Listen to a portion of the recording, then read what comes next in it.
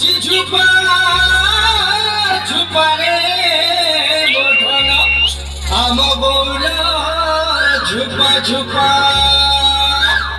अरे फसा फूल थी बस नहीं खिले भी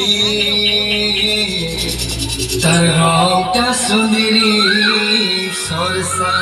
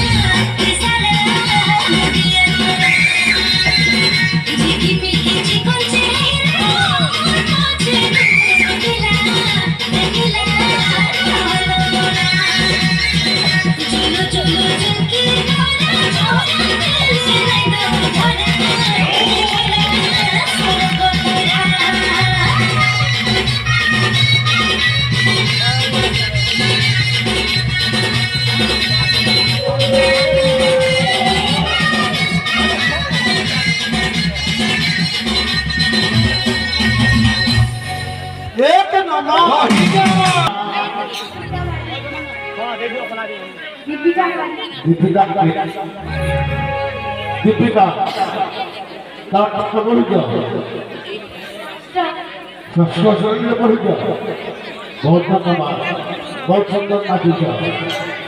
तुम दुई जन नृत्य अति आनंदित महाराज ए शिशु कलाकार मान नृत्य मुग्ध हो मथुरा राज्य सरपंच 2 लक्ष स्वर्ण मुद्रा प्रस्तुत कर महाराज एମାନଙ୍କୁ ସାଦର ଗ୍ରହଣ କରିବା ପାଇଁ ଆଦେଶ କର। ସାଦର ଗ୍ରହଣ କର ଶିଶୁ କଳାକାର।